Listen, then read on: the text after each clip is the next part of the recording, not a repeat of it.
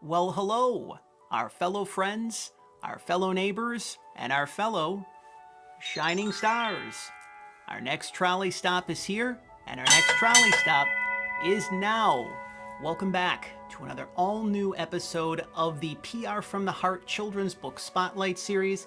To be precise, we have reached episode number 145. That is the 145th trolley stop here at PR from the Heart and the Children's Book Spotlight Series. My name is John Masiulionis, the manager here at PR from the Heart. The setting may look a little different. Yes, there is so much expansion and many wonderful things, many blessings and miracles, as we like to say, on the Children's Book Spotlight series that are happening right now. And the cool thing is that the trolley is not going to be having to travel. We are doing a special in-studio, in-person edition of the Children's Book Spotlight series with one of our favorite neighbors from Chicago, who is actually out here in San Diego on tour. And today, here on the program this week, we're going to be talking about several things, but really at the top, the forefront, and the onset, we're going to be talking about the importance of advocating for children's literacy. Whether you are a parent, whether you're a caregiver, whether you're an educator, we all know that that is so fundamentally important to our little ones as at this particular point in time, moving forth, helping our little ones to be able to create their post-pandemic lives. We're also going to be talking about diversity, inclusion, representation, and so much more. We encourage all of you, our listeners and viewers, our friends and neighbors, and of course, our fellow shining stars, leave it to a brand new heartfelt, heart-centered children's book to lead the way for all of us in talking about advocating for children's literacy, talking about diversity, inclusion, representation, the importance of multicultural families as well too. And yes, when it comes to bring another little bundle of joy into the world, sometimes you have that sibling rivalry and you need to be able to say, all right, everything is going to turn out okay. My little one and my bigger one are going to be able to get along. We encourage all of you to head on over to the official website of our featured guest here on episode number 145 of the Children's Book Spotlight Series, PaulaMKarll.com. You can head on over to Amazon.com and you can leave a 5-star review after purchasing your copy of The Adventures of Ellie and Eve. Ellie meets the new baby. This is super exciting.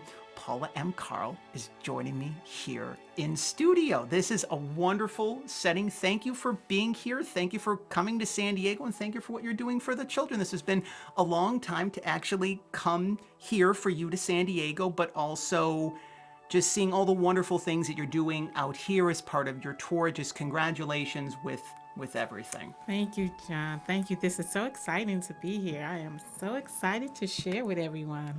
There's so much to get into, but of course, for all of you who are new to our neighborhood at PR from the Heart and the Children's Book Spotlight Series, if what we're already sharing is bringing more hope and love and joy and excitement and healing into your heart, your mind, your soul, if you're like, okay, I have 2 little ones and now I have a resource of care to be able to help my little ones get along in the process and to be able to release any of the exasperation energy that you as a parent may have in the process.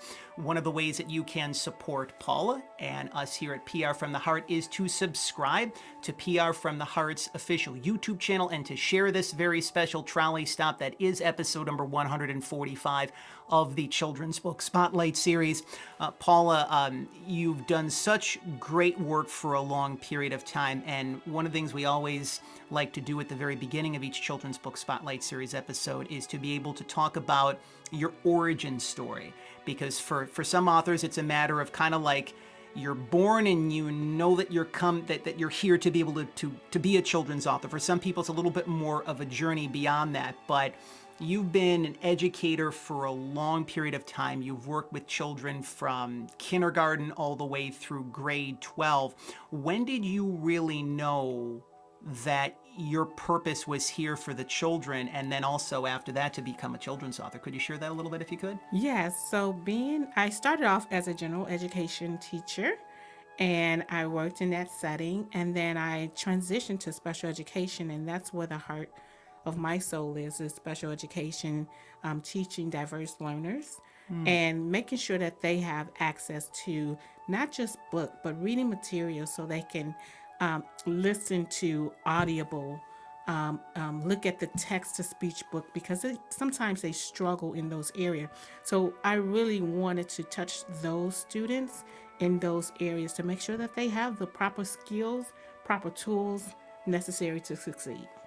I really love how you were able to do that quite early on, because I know that one of the things that parents and educators have been experiencing over the past 2 years from the pandemic, I saw some recent statistics that over the past 2 years, like literacy levels are going down. When it comes to helping our children lay the groundwork so that they can become more successful, one of the resonating themes we're going to be talking about today is the importance of advocating for children's literacy. Could you speak from the perspective of being an educator, a mom, and a children's author, really how, especially now that we're starting to come out of the pandemic, how important that children's literacy, reading to your little ones, children's books actually are, especially right now? Yes, so literacy is important. So if parents, I say before you have a child, in the womb, start reading to that child, they can hear those sounds of the words that are spoken. And so I think that's important. If you start early, continue reading, read nightly, pick a day, pick a time, make it a ritual, make it a fun ritual to do with your children daily. They will listen to those words and they will pick up those skills. I tell you, they hear more and they retain more sometimes than they speak out. Isn't it amazing when children really, like, we can learn so much from Yes, them? They're yes. really our greatest teachers. We can be, as as parents and caregivers, and just we think that we might be more high and mighty than our children, but a lot of the times, like, they remind us to stay grounded. Yes. And they just teach us so many things even as we continue to get older in the process. The journey itself of you becoming a children's author, I find so fascinating. One of the things that I really love is when someone perfects their craft, right? And it's so important to remain humble, because, like, you can get a great interview or sell, like 5,000 copies of your books in like one day at a school, and you can just be like, I'm on top of the world. And it's so important to celebrate those wins.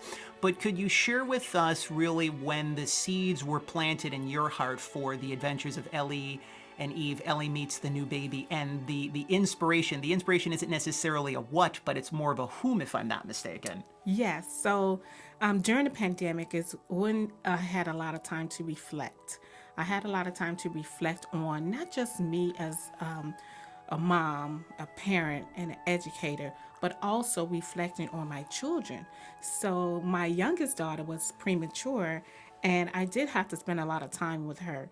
And so my oldest daughter kind of struggled, and this is something what I talk about in my book, and it's a real life experience. However, I turned it into a children's book. The reflection and how they interact with each other, I wanted to make sure that I share with others, so that if other parents are going through an older child struggling to adapt, to adjust to a new sibling, it's okay. It's okay. You can communicate with them. So that's how the birth of The Adventures of Ellie and Eve came about during the pandemic. Being a first-time children's author, one of the things that really is true is that whenever we're learning something new, right, we can have fears, insecurities, doubts, anxieties, worries. If you ever notice, they kind of have the same energy, even though they're kind of described as different things. A lot of our listeners and viewers that tune into the program, they're also starting something new for the first time, whether it be launching their new business, writing their new book, becoming a parent for the first point in time. What were some of the specific challenges, difficulties, obstacles, problems that you experienced early on when you were writing this book, and even in the process of sharing it, promoting it?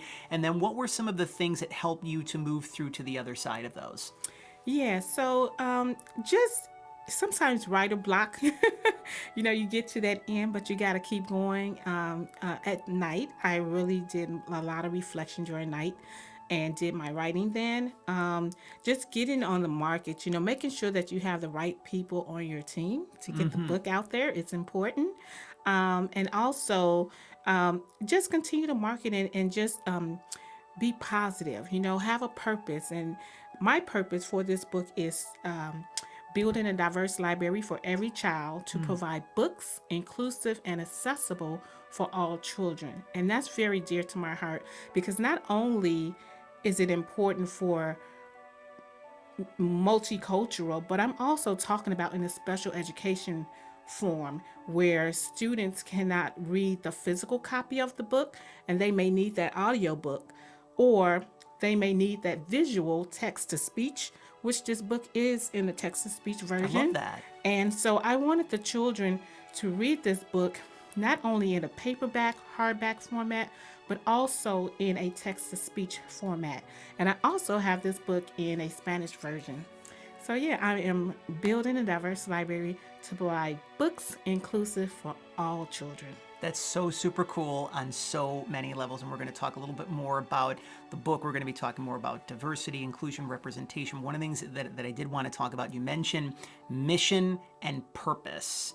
And I feel that no matter what walk of life that you're in, whether if you're here to take care of the homeless, whether if you're here to take care of the children, if you're taking care of women who have gone through domestic violence, whatever your calling is, it's so important to stay focused, because especially now there can be many distractions, things, people that can try to take you off your path.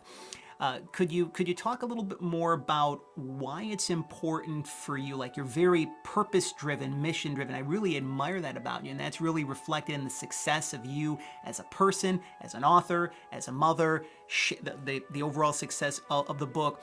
Why is it important for us right now to be connected with our mission and our purpose, and especially pass that down to our children so that they know the importance and significance of that too? Yeah, so if you have a purpose, like the purpose that I have is to make sure that I am advocating, because I'm a special educator, my background, I want to advocate for students in the special education setting. My purpose is to touch parents, particularly in underserved communities, to help them, one, read the IEP, because a lot of times they have difficulty reading the IEP.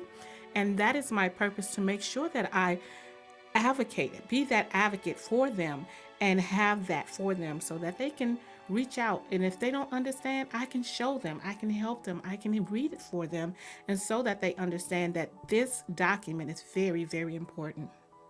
I'm really glad that you're sharing all this. Our trolley stop, we still have much more to talk about here in episode number 145 of the PR from the Heart Children's Book Spotlight Series. Joining us here in studio is award-winning children's author Paula M. Karll. We are almost ready to dive into the pages of her brand new children's book, The Adventures of Ellie and Eve, Ellie Meets the New Baby. It is now available. You can head on over to Paula's official website, paulamkarll.com. You can head on over to amazon.com if that is your preferred online vehicle of choice. One of the many ways that you can support Paula is to leave a 5-star review and let her know that she's doing wonderful and much needed work for children, parents, families, educators, and of course, as we like to say here in the Children's Book Spotlight Series, those who love great children's books. The book itself, first of all, one of the things when I was first introduced to your book that I really love is the color. Right? You see that the first thing that you see is the cover art, right? And a lot of books, like, you really don't see like yellow cover arts. And I just thought like that was super captivating. It brought me right into the book, so to speak. You had touched upon beforehand how your daughter served as the inspiration for your book as well, too.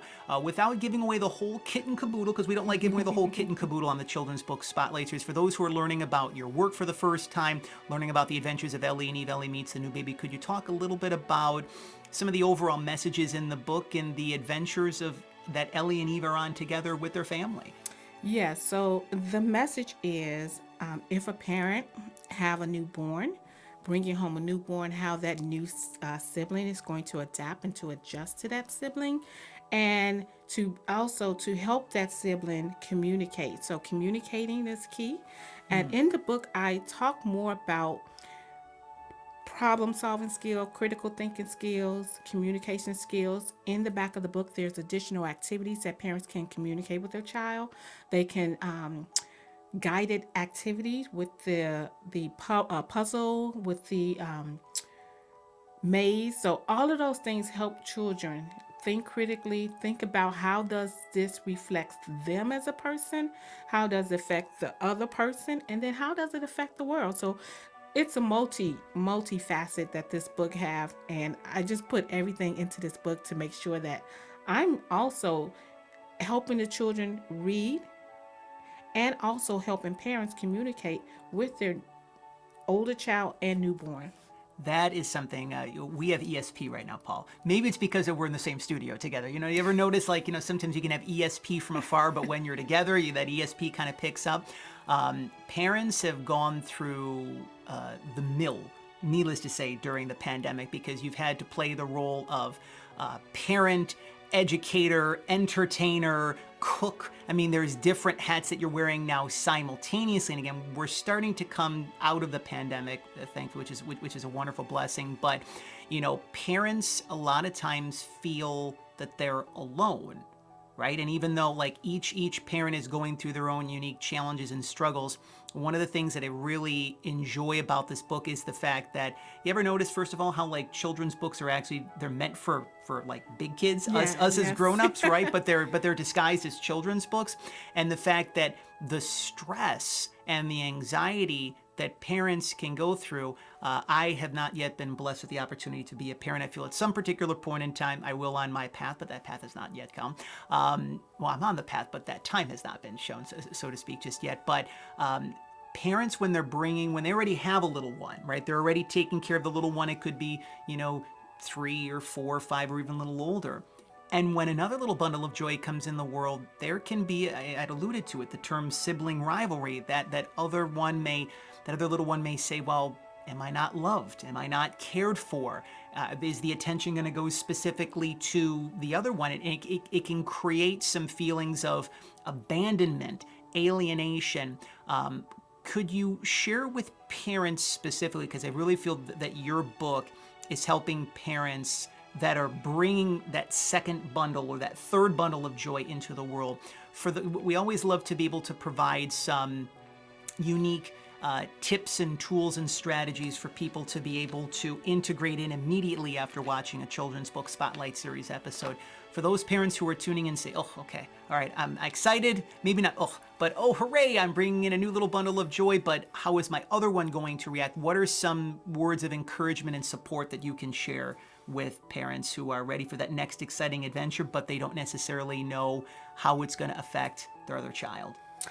Yes, so if a child does react and have those emotions, those are valid. Those are validated because they have that emotion and internally they thinking what they feel, and let them validate that. But also encourage them to say, I love you. Can you please help me with the baby? Go get me a diaper. Oh, get her bottle right there. Can you pick it up? So include that older child so that child can understand that, oh, I can help too. Oh, I can do this. And believe it or not, when the younger child become 1 or 2, that's her playmate.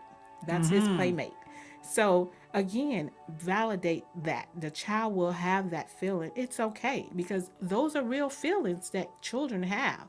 But at the same time, make sure that you communicate love, positivity, all those emotions, embrace them at the same time. It's interesting to note because in my connection that I have with children and even like connecting with my own inner child, at the end of the day, it really is about acknowledging and validating your emotions and feelings. And a lot of the challenges that little ones experience, and even us as grown adults, is when we don't feel acknowledged or valued or heard or loved or appreciated. And then there's the different other things that kind of happen as the result of that. So right. I really commend you for what you're doing, not only for children, but also for parents. And again, utilizing the adventures of Ellie and Eve, Ellie meets the new baby, even if you don't necessarily have a little one just yet. And let's say, you're nurturing yourself. It's such a great thing for your inner child as well, too. Children's books, especially the adventures of Ellie and Eve, Ellie meets the new baby. Being able to speak to the messages of diversity and inclusion and representation, we've seen a lot over these past couple of years. Before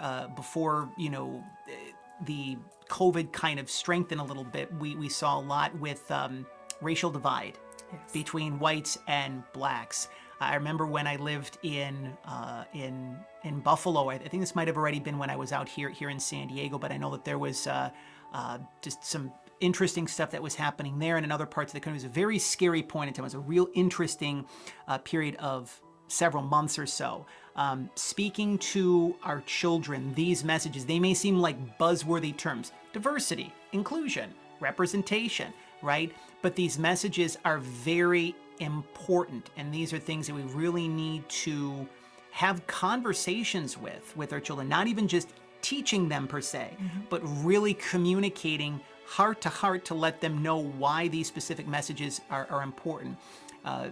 Could you expand upon that, those three things specifically: diversity, representation, and inclusion, and why it's really paramount for us to not only just, talk to our children, but communicate with them about these messages right now?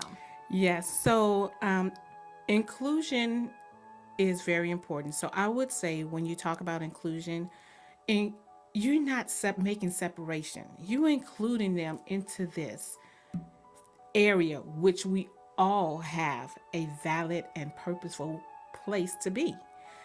Diversity. You can have different fruits. You can have different vegetables. They can go in the same pot. That's the diversity of it. And then also, you said what's the third? Representation. Representation Yes. is important. So when you do representation and talk about representation, you're not only talking about the content and the characters in the book, but you also making that reflection so that when a child picks up the book, they can see that, see themselves in addition to seeing others. So it's not just themselves, but it's others seeing other characters. And that's what representation means to me. I love that, and again, this is something where, when someone just goes to a children's bookstore, they go on Amazon, they say, "Oh, there's a children's book and it's a great story, and I'm going to read it to my little one and put it back in the library or the bookshelf." There's so much more that we can do while we're reading the book, after we're done reading the book, with ourselves and or with our little ones, because that's really where the learning happens, and that's where the healing happens as well too. We're beginning to wind down our time with our featured guest here in studio here in San Diego. Episode number 145 of the PR from the Heart Children's Book Spotlight Series, award-winning children's author Paula M. Karll. You can head on over to her official website and purchase your copy of The Adventures of Ellie and Eve, Ellie Meets the New Baby. It is now available. You can also head on over to Amazon.com if that is your preferred online vehicle of your choosing. You can leave a 5-star review, as that is one of the many ways that you can pledge your support for Paula and let her know that she's doing wonderful and much needed work for children, parents, families, educators, and those who love great children's books. Being out here in San Diego and being on tour. Now, in my work at PR from the Heart, before the pandemic, book tours were a regular thing. Right. But for 2 years, it was what I would call Zoom. My heartfelt term for Zoom is 2 squares on a screen, right? Or if you have more people, then that it can be like 6 squares on a screen. But just being here in San Diego and doing television interviews, book signings, and just really communicating with children, parents, families in person, bringing neighborhoods together. What has this meant to you, your experience here in San Diego? And there's obviously going to be other experiences that you're going to be having similar to this, but what is this meaning to you right now, reflecting back on where you were at the very beginning of your author journey to where you're at right now? What has all of this meant to you? All of this has meant that it has been just phenomenal, if I can use that term, in so many aspects. From booking the airline to getting the confirmation that I was booked to San Diego and aligning everything, because I have family here, so, I didn't get a chance to see them, just FaceTime me. So all of that is just, and helping my children come see, they're with me, my husband with me. So just making this a family thing, and everything just aligns so well that this whole purpose is just phenomenal. And the cool thing is just seeing, I'm so blessed to be a small part of your journey, just seeing how far that you've come in such a relatively short period of time, I think is just so fascinating for yourself, and really the best is yet to come for you on your end of things. Everything in life, I really believe, is a teacher, every single experience, every single relationship, and there's no doubt that your book has helped you grow, this whole experience of you being an author. What has The Adventures of Ellie and Eve, Ellie Meets the New Baby, what has it taught you about yourself, and what has it taught you about life? The Adventures of Ellie and Eve has taught me to be sustained, meaning continue to push forward, to focus. All of those things help me to stay focused, sustain, and keep pushing. And so when I think about the Adventures of Ellie and Eve in my life, it has brought so many different elements that I can just pour into others, just pour into other positivity, pour into others about embracing, pour into others about loving and care and being kind. And that's what it really has taught me more than anything. I mean, I was living it, but when you on a path that you can't just walk away from, and it's in alignment with everything that you're doing, it will fall into place. And I just say, I am focused, I am purposeful, and I am truly blessed to even know you and sitting right here in this station. Oh, where's the tissues when we need them here at the Children's Book Sponsors? They're just over in the yonder corner over there.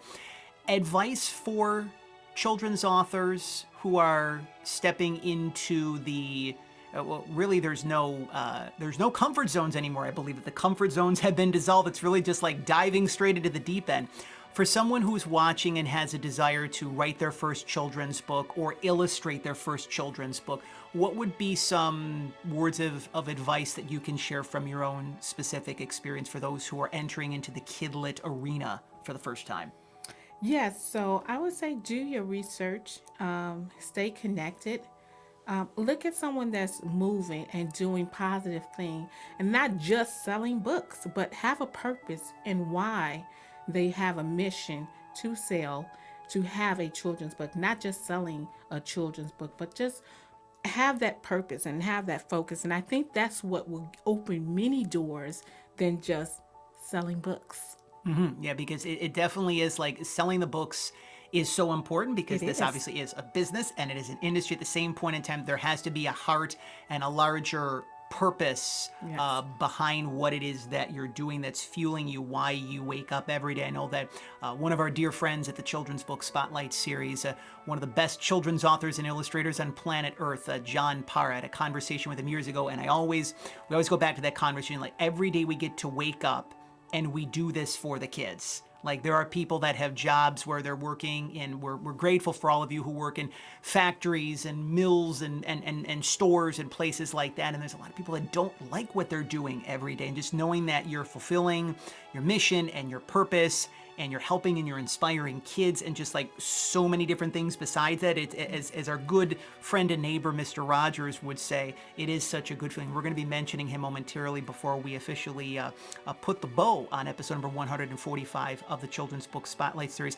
One of the brief lessons that I also wanted to touch upon is we kind of talked about at the very beginning of our trolley stop today, and we're going to be doing it as we're concluding our episode, supporting children's literacy. What are some simple, easy ways, whether you're a mom, a dad, an educator, if you're just looking to nurture your inner child and just you really have a desire to just keep the message of children's literacy alive, what are some simple ways that we can do that each and every day?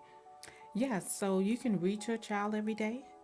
You can build your library every day, a diverse library every day, so that children can see that library and see that book. And believe it or not, children will pick up that book and thumb through. And even if they can't read those words, they are still reading. They're reading those pictures. So that is very important. Just the representation in the book is very important. So I would say just pick up a book. That's one thing. Buy the book. Secondly, and have the book available for children. That is true. And those are just simple, everyday ways that you can support children's literacy and the literacy that you give to yourself, your own personal literacy as well, too, because again, within us, we still have the inner child, and it's so important to be able to nurture that each and every day. The two ways that we officially close out each Children's Book Spotlight series episode, we like to give a little tip of the cap to one of our favorite neighbors, the beloved Mr. Rogers. Of course, you remember him. Yes. You love him, the host of the long-running children's television program, Mr. Rogers' Neighborhood. He did this many times on The Neighborhood, but he did this more so when he was speaking out in public, when he did college commencement speeches, talks across the country before he unfortunately passed away from stomach cancer, when he received his Lifetime Achievement Award at the Daytime Emmys. He always encouraged us, and he always kept the time, whether it be 15 seconds, 30 seconds, or 60 seconds. He helped us, he reminded us to remember those who helped love us into being. And that was his way of saying, remember those on your path, that whether they're still here or whether they're in heaven, to those people who believed in you where you didn't necessarily believe in yourself. I always like to call them earth angels, right? Who would be some of the people that you would like to recognize publicly here in episode number 145 of the Children's Book Spotlight series that helped love you, Paula M. Karll, into being? Wow. So I first want to say my husband, Chris, he's been very, very supportive. Hi, Chris. My mom and dad, of course, they've been very, very, very supportive. All of my family, and then specifically in the business world, I definitely want to send a shout out to John. Oh, And thank you. and I have two more special people in my life. Her name is Stephanie A. Wynn and Cheryl Palat Williamson. They have been my biggest inspiration and motivation in pushing me every day. And those are very important people. I'm humbled when you're referring to myself, but your husband, your family, just all those people have definitely helped love you into being, and they're no doubt proud of the progress that you're continuing to make and are still going to be making on your end of things. And I've always wanted to do this because, again, this is the first episode, I believe, in 145 Trolley Sips. This is the first in-person, in-studio edition of the Children's Books Valley series where I and my guest are in the same place at the same particular point in time. But as a little tip of the cap to one of our favorite neighbors, we remember one of our favorite beloved Disney animated classics back in 1992. The late Robin Williams played the genie of the lamp. We remember Disney's Aladdin, and I really believe that all of us have the abilities to bring to form and shape our heartfelt dreams, desires, goals, visions, and make them into a reality for ourselves. But most importantly, we can do that for those who we love, we care about, and we serve. So this is where we have one of our favorite segments called 3 Wishes. So Paula, you are being given this genie lamp. Now this genie lamp, you can make 3 wishes. Here you thought you were coming to San Diego and doing a book tour, and it's like, I'm getting 3 wishes on top of that. So these wishes, they can be for yourself, they can be for your family, they can be for the children of the world. What would these 3 wishes be? For my children to live in a world that they are not judged by the color of their skin and they are accepted and included. The other one is for all children to have access to books, diverse books, so that they can read. And the third thing is for underserved community to close the gap, the educational gap, the reading gap, the literacy gap. Those are the 3 things that's important to me and that's dear to my heart. And I believe that those wishes, how does the expression go, from your mouth to God's ears? I really believe that, especially right now, our manifestational skills are at an all-time high. And if your wishes are from your heart, and it definitely feels like and sounds like that they are, good chance that those will come to fruition, which is always great. Raise your hand if you have had fun on episode number 145 of the PR from the Heart Children's Book Spotlight series. We see our hands are raised and the hands of many of the little ones on screen. Well, once again, we encourage you, if you have enjoyed this trolley stop, if this message has brought much love and joy and healing into your heart, and if anything, you say, you know what? I'm a supporter of children's literacy, and I'm going to do my part to really connect more with the messages of diversity and inclusion and representation for myself and for my little ones and for the children of the world, because that's really where it all begins. If you haven't had the opportunities to do so, we encourage you to subscribe to PR from the Heart's official YouTube channel and to share this very special trolley stop that has been episode number 145 of the Children's Book Spotlight series. Again, you can purchase your copy of The Adventures of Ellie and Eve, Ellie Meets the New Baby, by heading on over to Paula's official website, paulamkarll.com. You can leave a 5-star review on Amazon if that's your preferred online vehicle of choice. You can purchase your copy there and leave your 5-star review. Again, that's one of the many ways that you can pledge your support for Paula and let her know that she's doing Wonderful and much needed work for children, parents, families, and educators, those who love great children's books as well. You can stay connected with her via her official social media platforms. We've included those in the description below as well too. Just before, of course, we close out this official trolley stop, we want to thank everyone for your continued support of the program. We're approaching 150 trolley stops, and our 4-year anniversary is still a couple of months away, but it's just so like, just to take the time and just like, I'm so grateful for Paula and being here and spending some time with all of you in the process. So if you are a children's author and you would like to share your inspiring story in the release of your brand new children's book on a forthcoming edition of the Children's Book Spotlight series, and to become a member of the PR from the Heart family, you can head on over to our official website at prfromtheheart.com, or you can stay connected with us via any of our social media platforms. You can reach out to us on social media, Facebook, Twitter, and Instagram, all at PR from the Heart, or social media platforms that you now see on screen. We also want to give 3 final tips of the cap. First of all, to one of our favorite neighbors. You remember him and you love him as the beloved Mr. McFeely on Mr. Rogers' Neighborhood. We know him and we love him as David Newell. Each and every month, David and I, through the PR from the Heart Neighborly Reviews bookcast, we have the opportunities to deliver heartfelt reviews from the newest children's books, from the shining stars here in the Kidlit community at PR from the Heart. So if you would like for David and I to review your brand new children's book, you know where to connect with us at prfromtheheart.com or at PR from the Heart on social media. One tip of the cap to one of our favorite neighbors here in San Diego, Laura Kavanaugh, the host and executive producer of San Diego Living, which is the official home of Empowering Reads for Kids on the CW San Diego CBS 8. And thank you very much to our friends and neighbors at CBS 8 and the CW San Diego for this beautiful new mug, which I can drink a lot of water from, by the way. Empowering Reads for Kids, again, the official television book review segment of PR from the Heart. So if you are a children's author and you would like for Laura and I to be able to bring to life your brand new heartfelt children's book and review it and share it with children, parents, families, educators, and those who love great children's books in America's finest city, San Diego, California, on the CW San Diego CBS 8, you know where to connect with us. And also here in San Diego, one tip of the cap to some of our favorite neighbors at Unity Church of El Cajon. Of course, we are now excited to be able to do some wonderful episodes of Story Time with Mr. John with the Unity Church of El Cajon, specifically thanks to their youth video ministry team. So this is our way of being able to provide even greater service to the San Diego community. If you were a children's author and would like for me, Mr. John, I wear many hats here at PR from the Heart, to be able to share your brand new children's book with the little ones and to be able to make an even greater impact for the children of San Diego, you know where to connect with us in the process. And for more information on how we can be of service to you at PR from the Heart, if you're interested in facilitating a book media tour in the city of your choosing, whether it be San Diego or another city in this beautiful country of ours, whether it be to specifically facilitate a featured television interview or interviews, or for more information on our media coaching and mentoring program, you can schedule your courtesy discovery call by heading on over to prfromtheheart.com. One final time, the book, it is now available. It is reaching so many children, not only here in San Diego, but in Chicago, all across the country and all around the world. The Adventures of Ellie and Eve, Ellie Meets the New Baby.